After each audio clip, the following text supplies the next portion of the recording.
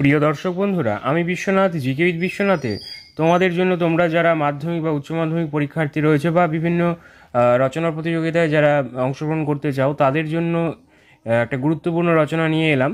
Tokyo Olympic 2021, এটা ইউটিউবের বুকে সর্বপ্রথম টোকিও অলিম্পিক সংক্রান্ত রচনা, এবং আমি নিজের হাতে তোমাদের জন্য এটা লিখে দিলাম। অবশ্যই আশা করব তোমরা এর থেকে উপকৃত হবে। আর কেউ যদি এর পিডিএফ সংগ্রহ করতে চাও বা যে কোনো অন্য নতুন ধরনের রচনা সংগ্রহ করতে চাও, তাহলে কীভাবে যোগাযোগ করবে সেটা অবশ্যই ডেসক্রিপশানে দেওয়া আছে, দেখে নেবে।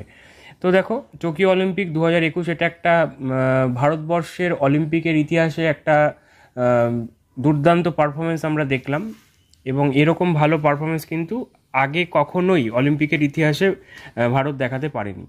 তো সেই অলিম্পিক নিয়ে আজকে আলোচনা হবে। এই রচনার গুরুত্বপূর্ণ বিষয় হচ্ছে 14টা পয়েন্ট আমি রেখেছি, যেটা তোমরা যে কোনো ফরম্যাটে খুঁজে দেখতে পারো, কোনো জায়গায় এই মিলটা পাবে না। 14টা পয়েন্ট রেখেছি, ছোটো ছোটো করে প্রত্যেকটা পয়েন্টে ডিসকাস করা আছে, এবং প্রত্যেকটা আমি তোমাদের সঙ্গে আলোচনাও করে দেবো কেন, কি পয়েন্ট, কোন পয়েন্ট দেওয়া হয়েছে।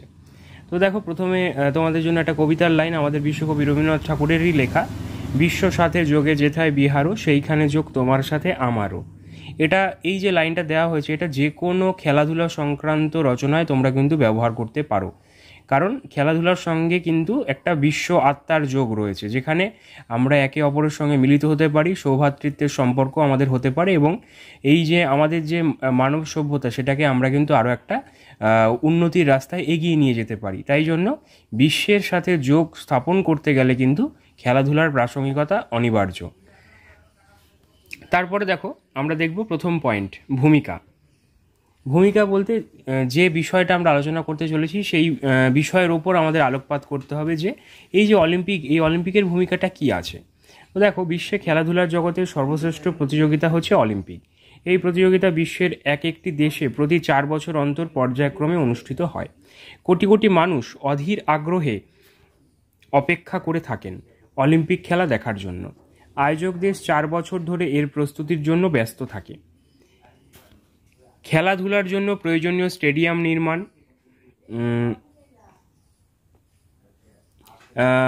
থাকার জায়গা, অনুশীলন কেন্দ্র, রাস্তা ও যানবাহনের ব্যবস্থা, খাওয়ার ব্যবস্থা করতে হয়। এছাড়াও সাংবাদিক, দর্শক, পরিচালক প্রভৃতির জন্য 4 বছর ধরে চলতে থাকে বিশাল কর্মকাণ্ড। মানে সবাইকে তো একটা জায়গা দিতে হবে, সেই জায়গাটা দেওয়ার জন্য কিন্তু এই বিশাল কর্মকাণ্ডটা চলতে থাকে। তারপরে পরের পয়েন্টে চলে আসবো, অলিম্পিকের ইতিকথা, অর্থাৎ অলিম্পিকটা এলো কীভাবে, এর ইতিবৃত্তটা আমরা আলোচনা করব। ভূমধ্যসাগরের তীরে একটি ছোট্ট দেশ গ্রিস অলিম্পিকের জন্মভূমি হলো এই দেশের অলিম্পিয়া। অলিম্পিয়ার থেকেই কিন্তু অলিম্পিকের উদ্ভব ঘটেছে। এখানে আছে গ্রিকদের দেবতা জিউসের মন্দির। প্রাচীন গ্রিসে 176 খ্রিস্টপূর্বাব্দে অলিম্পিকের সূচনা হয়।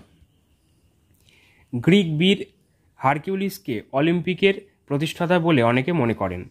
অলিম্পিকের একমাত্র বিষয় ছিল দৌড়। ভূমধ্যসাগর অধিকার নিয়ে ম্যারাথন নামক প্রান্তরে গ্রিস ও পারস্যের, এখানে পারস্যের জফলা হবে, একটু বানান টাইপিংয়ে ভুল হয়েছে, তোমরা ঠিক করে নেবে বা আপনারা ঠিক করে নেবেন। গ্রিস ও পারস্যের মধ্যে এক যুদ্ধ হয়। এই যুদ্ধে গ্রিস জয়লাভ করে। একজন গ্রিক যোদ্ধা ম্যারাথন প্রান্তর থেকে 26 মাইল দূরে গ্রিসের রাজধানী এথেন্সে খবর দৌড়ে পৌঁছে দেন, কিন্তু পথশ্রমে ক্লান্ত হয়ে মারা যান। এই ঘটনাকে স্মরণীয় করে রাখার জন্যই অলিম্পিকে ম্যারাথন দৌড় শুরু হয়। 393 খ্রিস্টাব্দ পর্যন্ত এই খেলা চলে, কিন্তু নানা প্রতিকূলতার জন্য এরপর অলিম্পিক বন্ধ হয়ে যায়। প্রতিযোগিতা আবার শুরু হয়। তারপর বহু শতাব্দী পরে 1896 খ্রিস্টাব্দে আধুনিক অলিম্পিক শুরু হয়। পৃথিবীর বহু দেশ থেকে বিভিন্ন খেলায় শ্রেষ্ঠ প্রতিযোগীরা এই প্রতিযোগিতায় অংশগ্রহণ করেন। আধুনিক অলিম্পিকে অ্যাথলেটিক্স, ফুটবল, ভলিবল প্রভৃতি দেখে নেবে খেলার প্রতিযোগিতা শুরু হয়। ক্রমশ অলিম্পিকে প্রতিযোগিতার বিষয়, অংশগ্রহণকারী দেশ ও ক্রীড়াবিদদের সংখ্যা বৃদ্ধি পাচ্ছে। আমি কিন্তু একটু বড় করে দিয়েছি তোমাদের জন্য রচনাটা, তোমরা দরকার হলে একটু ছোটও করে নিতে পারো। পরের পয়েন্ট, প্রতীক। অলিম্পিকে দেখবে এরকম 5টা এরকম সার্কেল মতন থাকে, সেই ব্যাপারগুলো কি সেটাও জানা দরকার, সেটাই হচ্ছে প্রতীক। অলিম্পিকের প্রতীকে ব্যবহৃত হয় ভিন্ন ভিন্ন রঙের পরস্পর সংযুক্ত 5টি বৃত্ত। সাদা ক্ষেত্রের ওপর নীল, হলুদ, কালো, সবুজ ও লাল রঙের বৃত্ত দিয়ে তৈরি হয়েছে অলিম্পিক পতাকা। পতাকার পরিকল্পনাকারীও ছিলেন ব্যারন পিয়ের কুবার্তো। এই নামটা কিন্তু মনে রাখবে, এটা কিন্তু জিকের ক্ষেত্রেও খুব ইম্পর্টেন্ট। 5 রঙের বৃত্তগুলো যথাক্রমে এশিয়া, ইউরোপ, আফ্রিকা, ওশেনিয়া ও আফ্রিকা মহাদেশকে বোঝায়। তাহলে এই 5টা বৃত্ত কোন কোন মহাদেশকে বোঝায়? এটা ওশেনিয়া বা ওশিয়ানিয়া লিখলেও তোমরা পারো। এই 5টা মহাদেশকে কিন্তু রিপ্রেজেন্ট করছে এই অলিম্পিকের 5টা সার্কেল। তার মানে কিন্তু টোটাল 5টা মহাদেশের উপর এটা দেখানো হচ্ছে, যাতে টোটাল বিশ্বটা কভার হয়ে যাচ্ছে। এবং এই টোটাল বিশ্বের খেলাই কিন্তু অলিম্পিক, বিশ্বকে নিয়ে অলিম্পিক, সেই জন্যই এরকম একটা সার্কেলের কিন্তু প্রতীক হিসেবে ব্যবহার করা হয়েছে। তারপরে দেখো অলিম্পিকের রকমফের বা প্রকারভেদও বলতে পারো। অলিম্পিক বললে সাধারণভাবে গ্রীষ্মকালীন অলিম্পিককেই বোঝায়।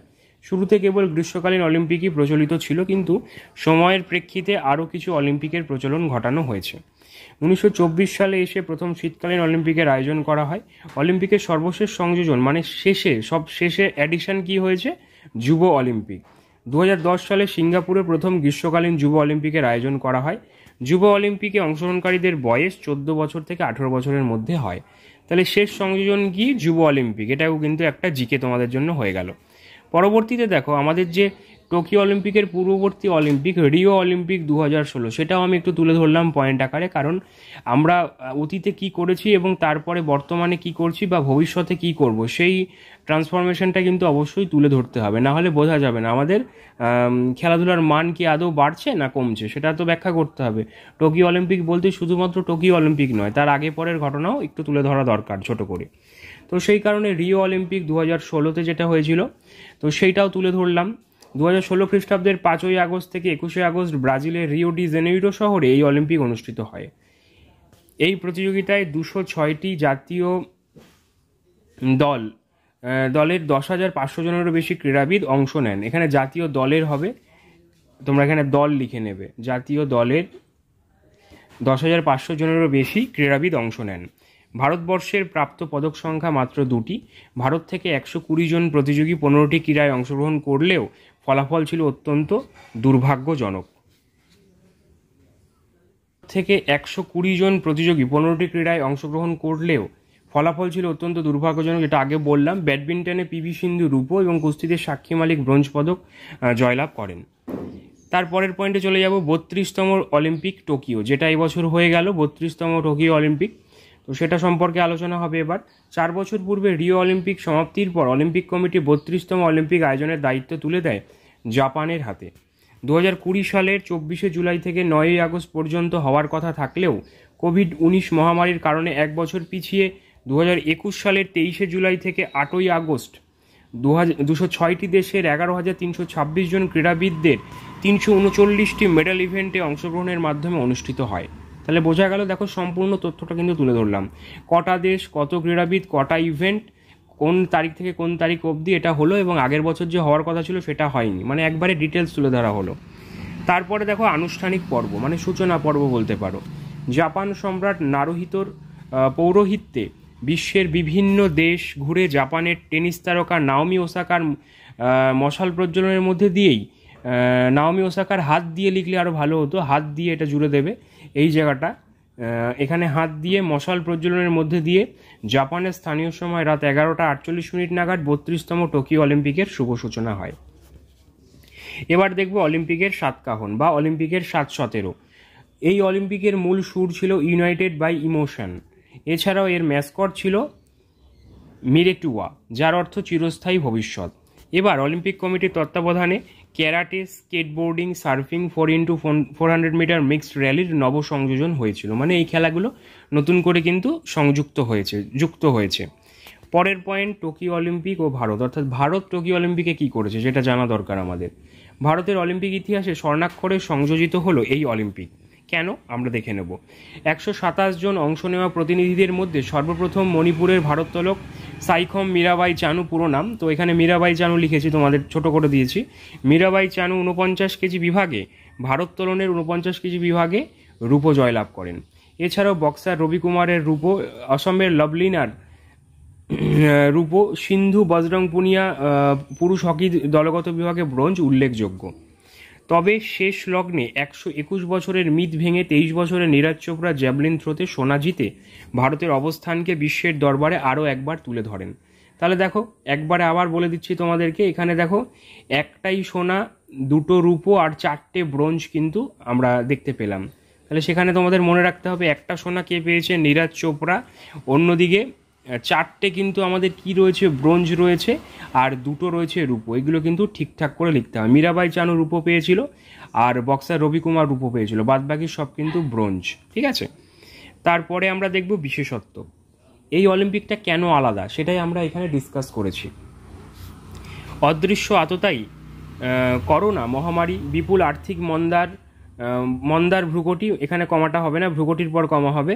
দর্শক শূন্য 2বার হয়ে গেছে, দর্শক শূন্য স্টেডিয়াম, বিপুল আর্থিক মন্দা, দেশবাসীদের বিরোধিতাকে তুচ্ছ করে দীর্ঘ 1 বছর পর পূর্বনির্ধারিত 2020 টোকিও অলিম্পিক অনুষ্ঠিত হয়।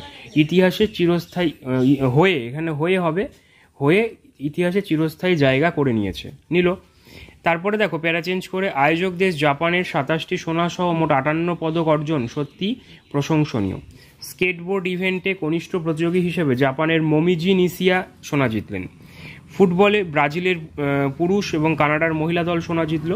অস্ট্রেলিয়ার 17 এম্মা মেকন, বানানটা দেখে নেবে, 4টি সোনা ও 3টি ব্রোঞ্জ সহ মোট 7টি পদক জিতে এক অনন্য কৃতিত্বের স্বাক্ষর রেখেছেন।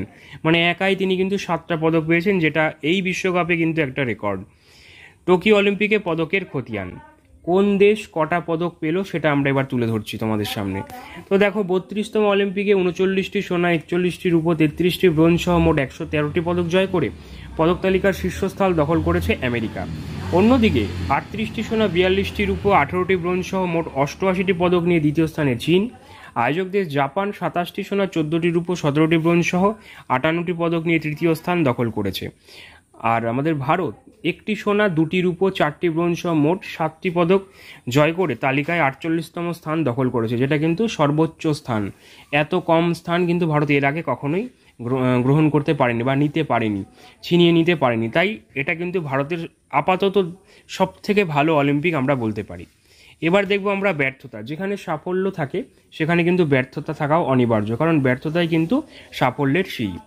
দেখো প্রথম 3 ম্যাচে হার সত্ত্বেও মহিলা হকি দল প্রথমবারের মতো শেষ 4-এ পৌঁছে যে আশার আলো জ্বালিয়েছিল, আর্জেন্টিনার কাছে রোমহর্ষক পরাজয় দিয়ে তা শেষ হয়। কারণ সেই ম্যাচটা যদি আমরা জিততে পারতাম তাহলে কিন্তু আমাদের আরেকটা পদক সংখ্যা বাড়তে পারতো, কিন্তু সেটা হলো না। গলফে অদিতি অশোকের 4র্থ স্থান, তিনি কিন্তু 2য় স্থান ধরে রেখেছিলেন প্রথম 3 দিন, কিন্তু পরবর্তীতে শেষ করেন তিনি 4র্থ স্থানে, যেখানে আমাদের একটা রূপোর আশা ছিল সেটাও কিন্তু হারিয়ে যায়। তীরন্দাজিতে অতনু এবং দীপিকা হতাশায় উপহার দিলেও 13টা সেলাই নিয়ে বক্সার সতীশ কুমারের লড়াইকে ভাষায় প্রকাশ করা সত্যিই দুঃসাধ্য। তোমরা যারা অলিম্পিক দেখেছো তারা জানো সতীশ কুমার 13টা সেলাই নিয়েও কিন্তু তিনি পদকের জন্য লড়েছিলেন এবং ওয়ার্ল্ড চ্যাম্পিয়নের বিরুদ্ধে তিনি লড়েন, কিন্তু তিনি হেরে যান। তবু তার সেই লড়াইকে কিন্তু কুর্নিশ জানাতেই হয়। তারপরে দেখব সমাপ্তি অনুষ্ঠান। বর্ণাঢ্য অনুষ্ঠানের মধ্যে দিয়ে শেষ হলো টোকিও অলিম্পিক। সমাপ্তি অনুষ্ঠানে ভারতের পতাকা বহন করলেন ব্রোঞ্জ পদকজয়ী কুস্তিগির বজরং পুনিয়া। এখানে একটা দাড়ি হবে। আতশবাজিতে আলোকিত হয়ে উঠল টোকিওর আকাশ। শুরু হলো আবারও 4 বছরের অপেক্ষা। আগামী 2024 সালে ফের বসবে অলিম্পিকের 33তম আসর ফ্রান্সের রাজধানী প্যারিস। উপসংহারে দেখো, যে কোনো খেলায় জয় ও পরাজয় দুটি দিকই থাকে। এক পক্ষের জয় হলে অন্য পক্ষের পরাজয় হওয়াটাই স্বাভাবিক। এই লাইনটা বাদ হবে। অতি সূক্ষ্ম ব্যবধানের বিচারে জয় পরাজয় নির্ধারিত হয়। পরাজিতের গুণমান সর্বক্ষেত্রেই নিকৃষ্ট নয়। ব্যর্থতা মানুষকে সংকল্পবদ্ধ করে। ক্রমাগত অনুশীলন, নিষ্ঠা ও ধৈর্যের দ্বারাই জয়লাভের সোপান তৈরি হয়। অর্থাৎ ব্যর্থতাই কিন্তু আমাদের সাফল্যের সিঁড়ি। একবার যদি ব্যর্থ হও তাহলে কিন্তু আবার চেষ্টা করতে হবে, তাহলে অবশ্যই আমরা কিন্তু একদিন সফল হতে পারবো। পরবর্তী ক্ষেত্রে মানুষকে সাফল্যের স্বপ্ন দেখায় এই ব্যর্থতা। ফলে একদিন না একদিন বিজয়লক্ষ্মীর আশীর্বাদ অবশ্যই পাওয়া যায়। এবং শেষে আমরা দেখব যে কবির ভাষায়, ভাঙরে ভাঙরে ভাঙ, ভাঙরে পাথর ভাঙ, ভাঙ কপাট, ভাঙ বিষাদ, ভাঙরে ভয় জিত সবার। এখানে কিন্তু বিষাদ যে বানানটা রয়েছে, বিষাদে না পেট কাটার মধ্যে শয় আকার দেবে, তাহলে সেটা ঠিক হবে। এখানে একটু প্রিন্টিং মিস্টেক হয়ে গেছে। তো এই হলো তোমাদের জন্য টোকিও অলিম্পিক রচনা। এবং এই ধরনের অন্যান্য কোনো রচনা যদি দরকার হয় তাহলে অবশ্যই জিকে উইথ বিশ্বনাথ এই ইউটিউব চ্যানেলের বিভিন্ন ভিডিওর কমেন্ট বক্সে কমেন্ট করতে ভুলো না, বা মোবাইল নম্বর বা হোয়াটসঅ্যাপ নম্বরও দেওয়া রইল। আর প্লেলিস্টে চলে যাও, প্রচুর ভিডিও রয়েছে বিভিন্ন বিষয়ের ওপর, এবং চ্যানেলটা কিন্তু সাবস্ক্রাইব করে নেবে। আজ আসি, পরের ভিডিওয়ে আবার দেখা হবে। ধন্যবাদ।